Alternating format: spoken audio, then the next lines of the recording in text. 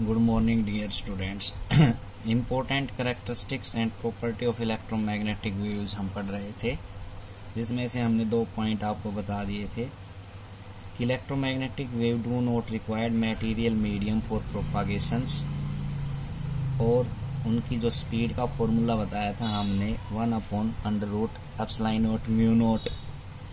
और electromagnetic wave जो है साइनोसॉइडल वेरिएशंस करती है both electric and magnetic field same phase के साथ। अगला पॉइंट जो है आज हम पढ़ेंगे, the cross product E cross B always tells the direction in which the wave travels. Electromagnetic waves में E cross B electric field और मैग्नेटिक फील्ड हमेशा क्रॉस में रहेंगी, किस डायरेक्शन के अंदर, जिस डायरेक्शन के अंदर वेव प्रोपागेट हो रही है उस डायरेक्शन के अंदर। The direction of the variation of electric and magnetic vector are perpendicular to each other and also perpendicular direction of wave propagations. दोनों के अंदर जो वेरिएशन है इलेक्ट्रिक और मैग्नेटिक फील्ड वेक्टर्स का, वो हमेशा परपेंडिकुलर रहेगा और दोनों वेव्स आपस में परपेंडिकुलर ट्रेवल्स करेंगी जिस डायरेक्शन के अंदर वेव प्रोपागेट कर रही है। मीन्स अगर E x डायरेक्शन के अंदर है तो इसका जो परपेंडिकुलर कंपोनेंट y डायरेक्शन के अंदर B मिलेगी आपको, ठीक है। तो जिस आपस के अंदर इस प्रकार से वेव आगे की तरफ बढ़ती चली जाती हैं और उनकी डायरेक्शन क्या रहेगी, अलोंग x एक्सिस रहेगी दोनों की, लेकिन आपस में क्या रहेंगे, परपेंडिकुलर रहेंगी। The velocity of electromagnetic wave in the dielectric is less than c = 3 × 10⁸ मीटर/सेकेंड।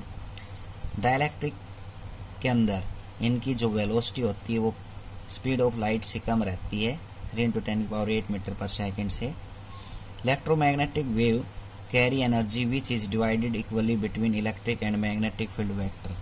Electromagnetic wave जो वेव हैं जो एनर्जी कैरी करके लेके आती हैं वो हमेशा 2 हिस्सों के अंदर डिवाइड होती हैं, इलेक्ट्रिक और मैग्नेटिक फील्ड वेक्टर के अंदर। कैसे? हम मान लेते हैं एवरेज इलेक्ट्रिक एनर्जी कितनी है, म्यू ई ½ इक्वेशन फर्स्ट। ऐसे ही हम मान लेते हैं electrical energy density mu B magnetic field के अंदर कितनी है, ½ म्यू नॉट। तो टोटल एनर्जी किसके बराबर हुई, दोनों का सम, इलेक्ट्रिक फील्ड की एनर्जी और मैग्नेटिक फील्ड की एनर्जी, दोनों को ऐड कर देंगे। लेकिन स्टेटमेंट हमें कहती है कि दोनों एनर्जी आपस में बराबर डिवाइड होती हैं, तो mu E is mu B आपस में बराबर रहती हैं। तो टोटल एनर्जी कितनी रहेगी, mu is equal to II of mu E, ठीक है। जब बराबर हुई तो एक हम क्या मान लेंगे, दूसरे के बराबर, तो म्यू ई उसके क्या हुई, डबल। तो म्यू ई की वैल्यू रख दूंगा तो मैं तो हाफ से आप कैंसिल ε0 आपके पास एनर्जी बचेगी। Electromagnetic wave are not deflected by electric and magnetic field. Electromagnetic wave deflect नहीं होती इलेक्ट्रिक और मैग्नेटिक फील्ड से। आगे छोटे छोटे टॉपिक हैं, उनको सिर्फ रीड करना है। ये कैरेक्टरिस्टिक्स थी इलेक्ट्रोमैग्नेटिक वेव की। इंटेंसिटी ऑफ इलेक्ट्रोमैग्नेटिक वेव, उसकी स्ट्रेंथ बताती है इलेक्ट्रोमैग्नेटिक वेव की intensity. It is the defined as at a point energy crossing per second per unit area normally around that point. तो इंटेंसिटी ऑफ इलेक्ट्रोमैग्नेटिक वेव एक point पे क्या होती है, एनर्जी अपॉन में एरिया इनटू में time, क्या कहलाती है, intensity of electromagnetic wave. Energy per unit area per unit time. Momentum and radiation pressure of electromagnetic wave. Momentum क्या होता है, the electromagnetic wave carry energy, electromagnetic wave energy लेके आती है, एंड मोमेंटम, और मोमेंटम के साथ आती हैं। The energy of electromagnetic wave is mu with a speed of c, then the momentum of electromagnetic wave. अगर उसकी स्पीड c मान ले और उसका मोमेंटम म्यू मान ले तो इलेक्ट्रोमैग्नेटिक वेव का जो मोमेंटम है वो कितना होगा, म्यू अपॉन में c। नॉर्मल एनर्जी फ्लो पर unit area per unit times, ठीक है। तो म्यू क्या मान रखा है इसने, electromagnetic carry energy and momentum. The energy of electromagnetic wave is mu and speed is c। Energy upon में स्पीड क्या कहलाता है, उसका मोमेंटम। नॉर्मल एनर्जी फ्लो पर unit area per unit time. अगला है रेडिएशन प्रेशर। क्या होता है? Force exerted by electromagnetic wave on unit area of that surface is called radiation pressure. तो रेडिएशन प्रेशर क्या होता है? फोर्स पर unit area.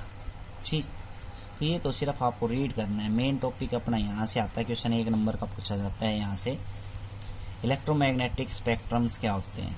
The whole range of frequency और wavelength arrange in the order is called electromagnetic wave. सभी range को, frequency range को और वेवलेंथ रेंज को ऑर्डर के अंदर या सीक्वेंस के अंदर लिखना इलेक्ट्रोमैग्नेटिक स्पेक्ट्रम कहलाता है। It consist of following wave. ये कौन कौन सी वेव से मिलके बनता है? रेडियो वेव, माइक्रोवेव,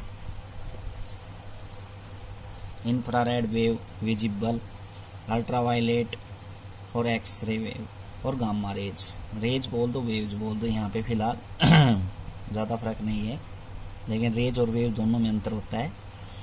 इनके स्पेक्ट्रम्स दे रखे हैं, ठीक है। रेडियो वेव 10⁴, ये वेवलेंथ रेंज है उसकी 10⁻⁻1, 10⁻³ 10⁻⁻।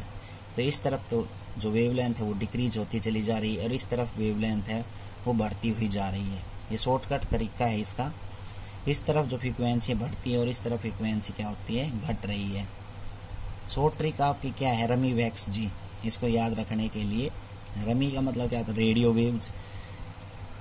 रमी, एम का मतलब माइक्रोवेव्स, आई का मतलब इंफ्रारेड वेव्स, वी का मतलब विजिबल और यू का मतलब अल्ट्रावायलेट और एक्स का मतलब एक्सरे और गामा, जी का मतलब गामा रेज। तो रमी वैक्स जी इसकी शॉर्ट ट्रिक है। इनकी फ्रीक्वेंसी रेंज जो है, वेवलेंथ रेंज, ये वेवलेंथ रेंज दे रखी है इसकी, वेवलेंथ रेंज, जो वेवलेंथ रेंज दे रखी गामा रेंज की 10⁻⁻14 से 10⁻⁻11। तो शॉर्ट ट्रिक बना रखी है 10⁻⁻11, ये सेम आएगा यहाँ पे 10⁻⁻8 तक, फिर 10⁻⁻8 से 4 × 10⁻⁻7, फिर 4 × 10⁻⁻7 से 7.5 × 10⁻⁻7। इस प्रकार IR की 7.5 × 10⁻⁻7 से 7.5 × 10⁻⁻7 इनके बीच के अंदर लाई करती है। फिर 10⁻³ से यहाँ से 10⁻⁻1 तक, 10⁻⁻1 से 10⁻+4 तक, ठीक है। तो ये इनकी क्या है? रेंज। कौन सी? वेवलेंथ की रेंज। ये जो दिखा रखे 10⁻⁻14 से 10⁻⁻11, फिर 10⁻�8 से, तो ये इसके बीच के अंदर लाई करेगी, फिर ये इसके बीच के अंदर लाई करेगी, ये इसके बीच के अंदर। इस प्रकार से ये हमने बता रखे अलग अलग वेवलेंथ। ये ध्यान रखना, लेफ्ट से राइट की तरफ चल रहे हैं तो फ्रीक्वेंसी बढ़ रही है और राइट से लेफ्ट की तरफ चल रहे हैं तो वेवलेंथ घट रही है। और सीक्वेंस आपको याद रखनी है, रमी वैक्स जी ऐसे लिखना है आपको। Radio, micro, infra, visible, ultraviolet, X-ray, gamma. यहाँ से 1 नंबर का क्वेश्चन आता है। तो लेफ्ट से राइट फ्रीक्वेंसी इंक्रीज होगी और राइट से लेफ्ट लैम्बडा क्या होगा? Increase wavelength. अब यहाँ से हम फ्रीक्वेंसी की वैल्यू भी कैलकुलेट कर सकते हैं। फ्रीक्वेंसी का फॉर्मूला था C/λ। अगर माइक्रोवेव की अगर हम वेवलेंथ देखें कितनी है? 10⁻³ है और स्पीड ऑफ लाइट कितनी होती है? 3 × 10⁸। तो V1 की वैल्यू कितनी आ गई? 3 × 10⁻11, ठीक है। V2 की वैल्यू देखें, मतलब कि फ्रीक्वेंसी रेंज कहाँ से कहाँ तक लाई कर रही है? 10⁻⁻1 से 10⁻⁻3। तो 10⁻⁻1 रखेंगे सेकंड केस में तो कितना है? 3 × 10⁻9। तो ये क्या आ गया? अपना फ्रीक्वेंसी रेंज। वेवलेंथ की रेंज आपको याद करनी है, फ्रीक्वेंसी रेंज आप कैलकुलेट कर सकते हो यहाँ से किसी की भी। तो आज के लिए इतना ही, कल आगे पढ़ाएंगे। आगे भी 2 नंबर का क्वेश्चन आता है हमेशा पेपर के अंदर, और यहाँ से जो इस टेबल में से 1 नंबर का क्वेश्चन आपको जरूर मिलेगा एग्जाम के अंदर। Thank you.